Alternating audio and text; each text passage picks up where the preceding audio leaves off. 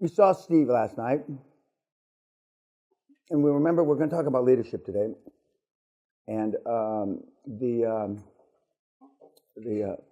and he's an alpha male, in case you didn't recognize. Just in case you might have, he's an alpha male, and he's a sales guy, etc. So, what did you think of takeaways? Passing your homework, please. He said, get a good product and then work really, really hard. Yeah. Well, I've seen people. I've had bad products and worked real hard, and you could sell anything. I mean, so important thing is the selling aspect. What else about Steve? Very passionate, very high energy and passionate. Loves it. I don't really know anything about it since he bought the Clippers, but I have a good idea that the ownership of the Clippers, when it changed hands, and he bought it a year or two ago, that it's significantly different, the management style.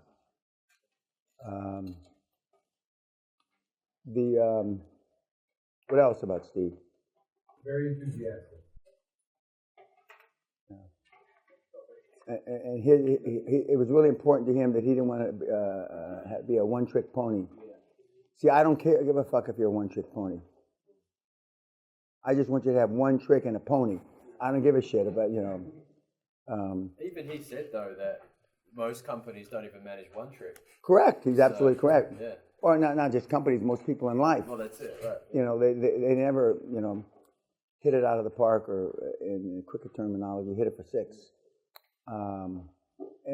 But they give up. Yeah. They give up before they get to the... Yeah, just like the guy that's digging for diamonds, etc., and he's very close, and he gives up.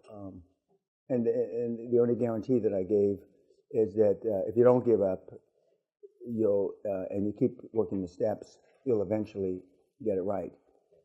But the bad news is most people run out of money, and then they got to go back to work.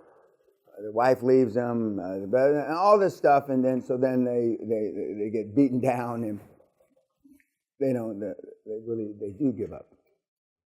But we've had I guess one guy 13 years before he hit it out of the park. Hear that, Tipperary? 13 bloody years. On the spreadsheets. Yeah.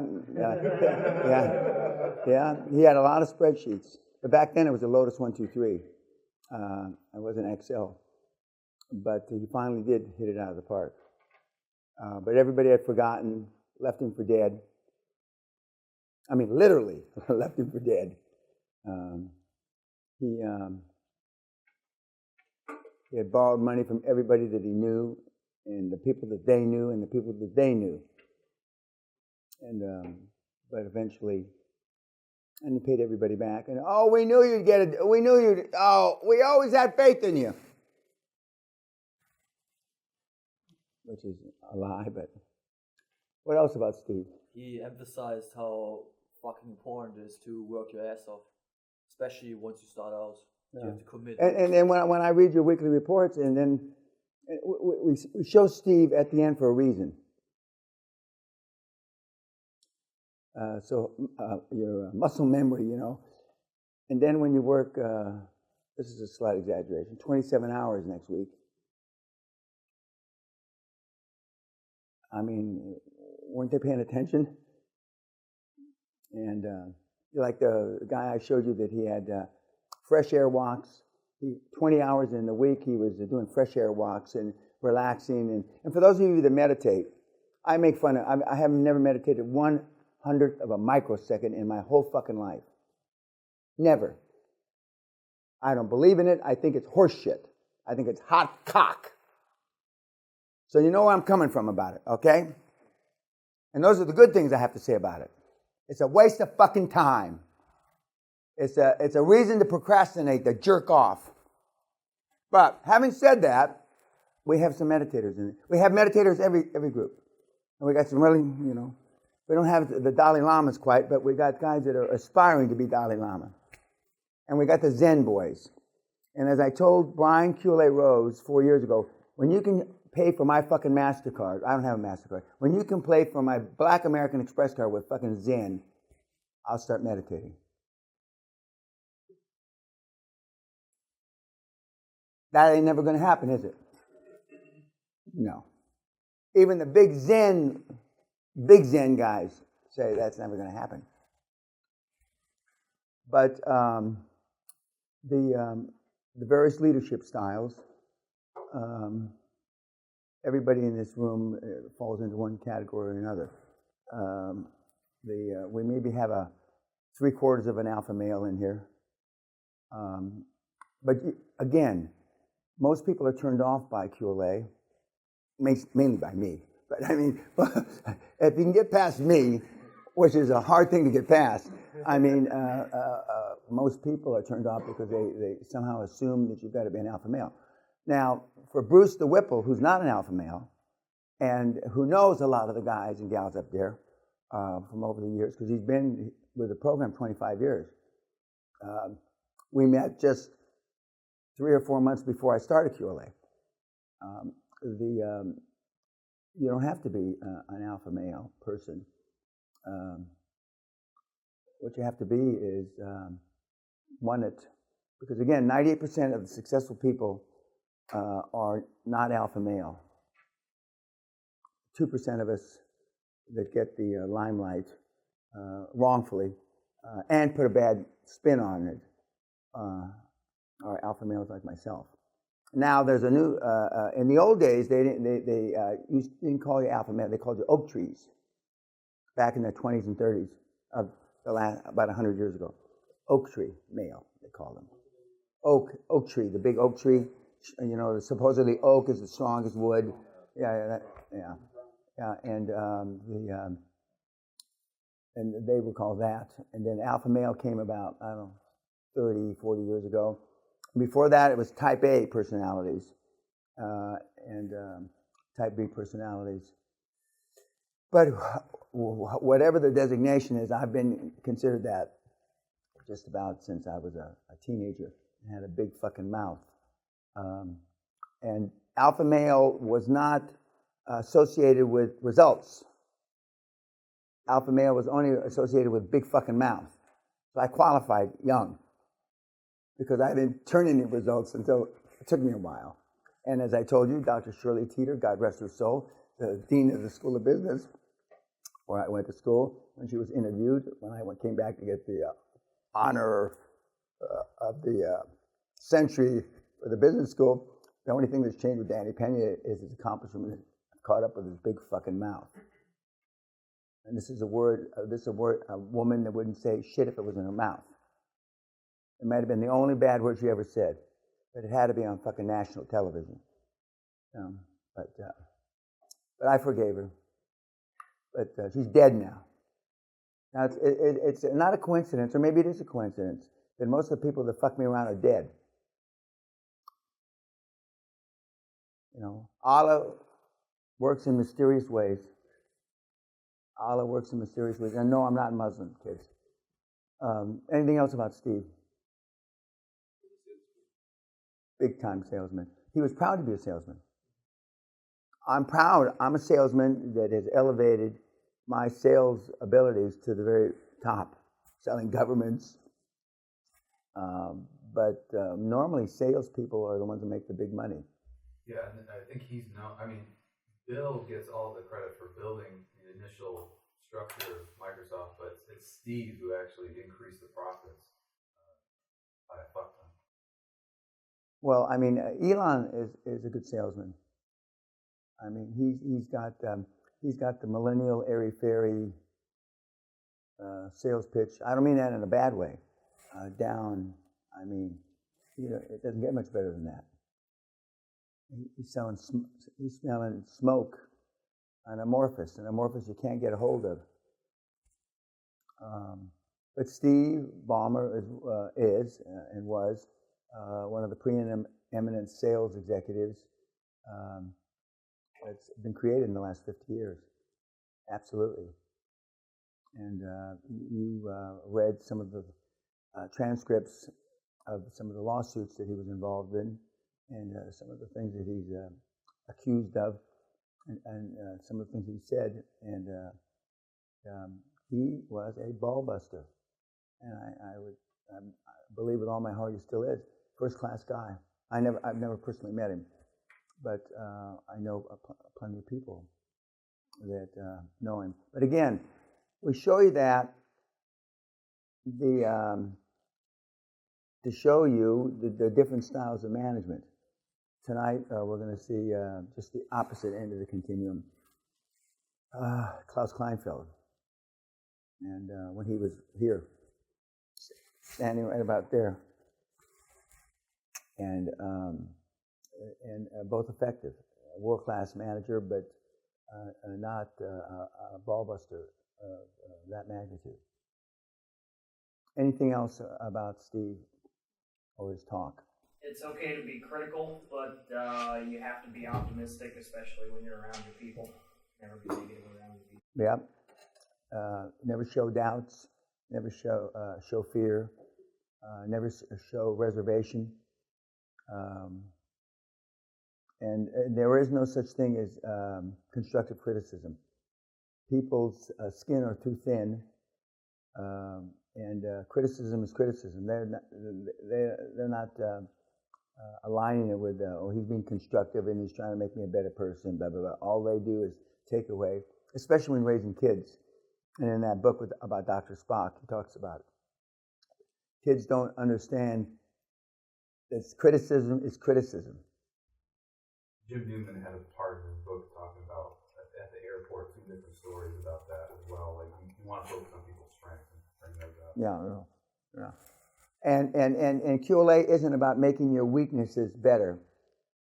QLA is about making your strengths better. And if you have no strengths, because some people come here with no strengths, picking the 2 or 3 things that are of paramount importance to getting QLA executed, building those up.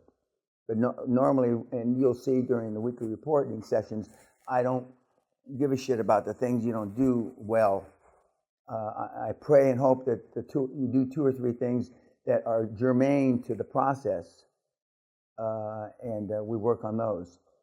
I mean, ad nauseum, and I work them to death. I believe I work them until you can't stand to hear it anymore, and then I keep working it, and keep working it, and keep working it, and then when you're ready to pass out, I keep working it, because I want there to be no doubt in the muscle memory what you got to do. And then now, after 50 years, my habits aren't, it's me. I mean, I don't even think about the things. I just do them. I know that, I don't have to do anything, but I want to do certain things, and all those certain things happen to be, coincidentally, the effective pillars of the QLA system. And one of which, today, I although I do have a frog cufflinks, I'm not wearing a frog tie, I'm slutting it today. I'm slutting it. I know that I've got to kiss a lot of frogs.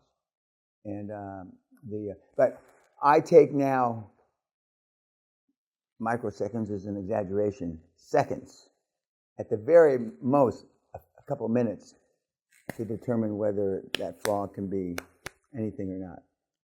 And I don't delve into the details like you guys. Based on what numbers? No. First, I can smell death. I mean, I know you only have one time to make a first impression, either verbally, from your mouth, and an email, or an appearance. When I'm in a hotel and when the kids come in, because I see kids for free for 20, 30 minutes, a bunch of kids, every city I go to. I was just looking through is it Savannah? The Savannah kids. Some of the, where is it? Denmark. Okay. Denmark over there, he looks better than he is. A couple of the Savannah kids they can't possibly be as good as they look. But a couple of them look like pig fuckers. And that's giving them something. I mean, they look, a mama couldn't love them. And if your mama can't love you, then something ain't right. So that's the first thing, is how they look. And then when they come in to see me, the first words out of their mouth, not necessarily their handshake, because a lot of unless their hand's wet. And today after lunch when we do some more role playing, before you go into the meet, dry your hands on your pant legs or skirt legs, whatever the hell you got. When you hold a fishy wet hand, moist hand, I mean the other person is going to know you're nervous. What about cold hands? What? Well, some people have poor circulation. Cold is one thing, but wet is something else. Most people that shake my hand, their hand is wet. Big, important guys. Because, if you're smart, you're afraid of me. If you're smart. So it's first the written first impression, then the visual first impression. We're going to talk about how to dress today after lunch. And then the first words out of your mouth. And then whether you sit down before somebody tells you to sit down. And all those things are ticking little boxes to me. And then how prepared you are.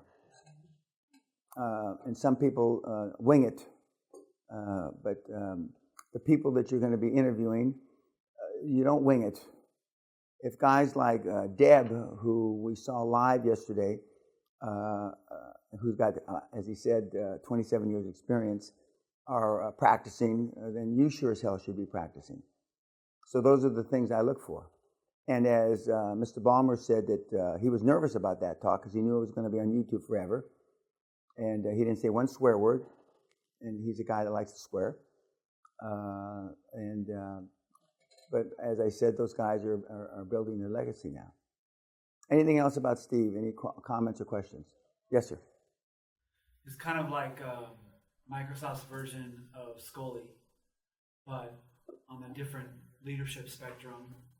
And what was interesting to me is that even though like his leadership happened during Apple's emergence and Google's emergence into like getting into software, which Microsoft should have done. They should have had that Android OS. He still was able to grow Microsoft regardless of all that, because the one thing I feel like between him and Steve Jobs was what he was saying, his most important thing apart from the sales was he was just selling people on the vision of the company through the hiring, promoting, and firing process. And so obviously what he did was build a good team, and they were successful regardless of a bunch of other factors. Welsh of GE fame, in my judgment, the best CEO in the last 100 years, didn't get as much credit as he should have gotten because he got credit for building top line and growing the company 50 or 60 times in market capitalization. But he didn't invent the rank and yank, certainly by any means. But he made it something that was not looked down upon. Rank meaning you're ranked every year or year and a half or 2 years, and then you're promoted vis-a-vis your ranking status, and you're yanked. In other words, and they were firing the bottom 20%. We used to call him Neutron Jack because he killed people, not metaphorically speaking. He wiped out people, but he didn't hurt the buildings, because neutron bombs don't hurt the facade of the buildings. Because he took the company from 350 or 400,000 employees to 150 or 160,000 employees, and took the company from a few billion to a few hundred billion, which was unheard of. That was just the opposite of what modern management said at the time. Probably the best thing that he did was he knew when to get out. He got out right at the top. Okay, thanks, YouTube.